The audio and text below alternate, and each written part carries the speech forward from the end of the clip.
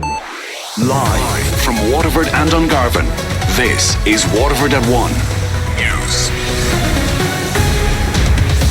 Good afternoon, I'm Sinead Aherne. Today's top stories. Waterford's Matt Shanahan says the Regional Technical Group has entered discussions with all parties.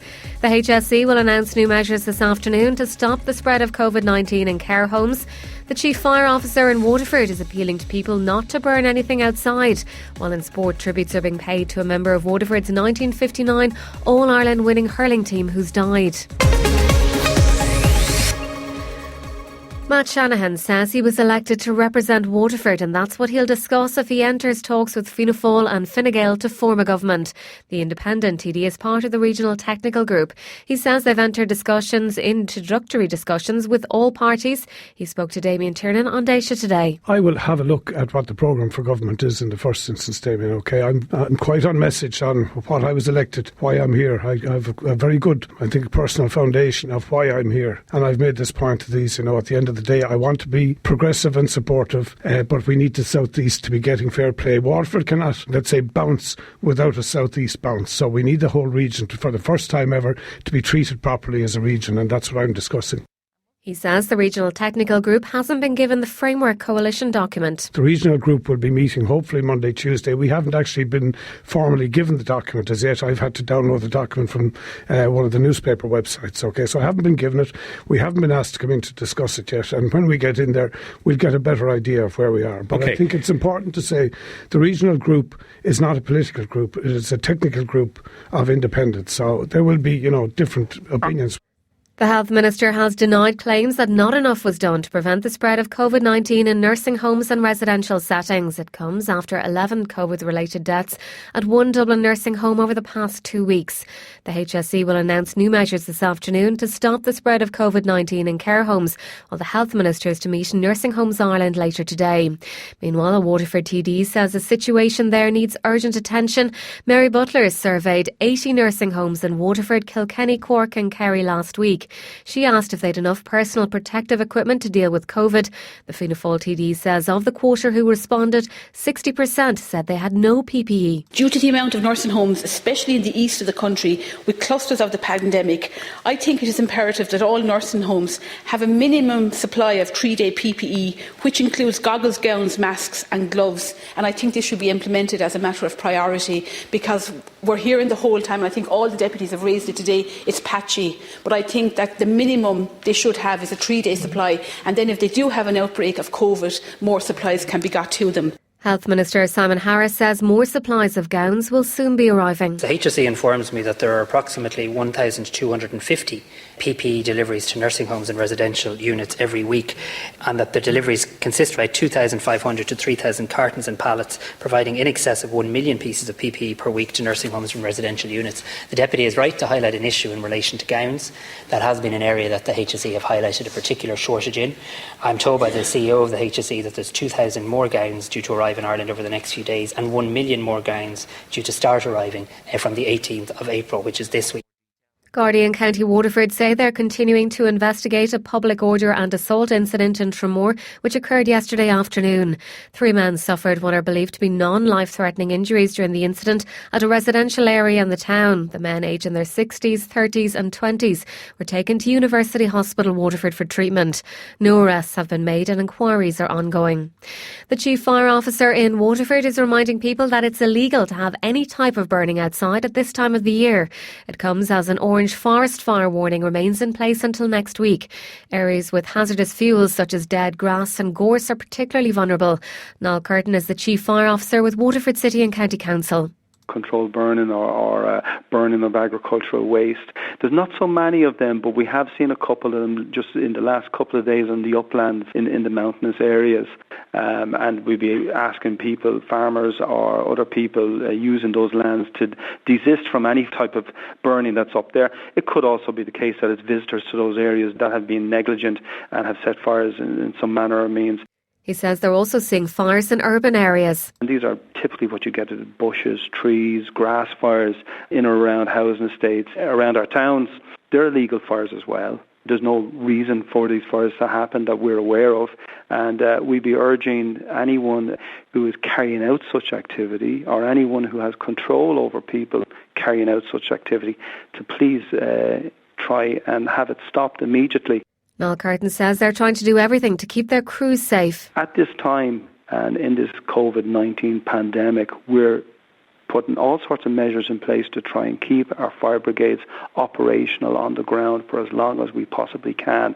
And every time we have an event like this, it is another risk factor for us. So we're really trying to stamp it out as best we possibly can. The Health Minister says stringent measures may be needed at airports. It follows a public outcry over Keeling's fruits, bringing workers from abroad to pick crops, as Casey O'Riordan reports. A full Ryanair flight chartered by Keeling's Fruits arrived from Bulgaria on Monday. The company says the workers will not start working at the North County Dublin farm before completing 14 days of restricted movement. The company also claims the skilled staff are essential, but Dublin TD Paul McAuliffe remains unconvinced. Given the thousands of people that phoned up to volunteer for Ireland, I just can't imagine that another method wasn't open to them. Health Minister Simon Harris says more stringent measures at airports may be needed as restrictions are eased. To make sure that what we're meant to be doing here, monitoring the virus very closely, that we don't have other people coming in who aren't taking it perhaps seriously in their country as we are here. He also wants to find a way to ensure people arriving to Ireland are following the guidelines. Is there a way we can further tighten up on ensuring that when somebody does come into our country, that they do quarantine for 14 days? And it's something I am talking to the National Public Health Emergency Team about. Keeling says without these seasonal workers, it will be impossible to bring fresh Irish strawberries to the Irish market. A hotelier in the southeast is calling on the government to implement a number of measures to ensure hospitality and tourism survives the COVID-19 crisis. The industry in Waterford employs 6,300 people and generated €138 million in local revenue before the crisis. Colm Neville, chair of the southeast branch of the Irish Hotels Federation, says the industry has been decimated over the past few weeks. Hospitality is completely shut down at the present time, and across the country approximately 85% of all hotels are closed at this time, and obviously controlling their outgoings while there's no income coming in. It's the worst crisis that has, I suppose, met the country, but certainly for the likes of retail and hospitality, it's a complete wipeout and very difficult to see even how the way forward is going to be navigated.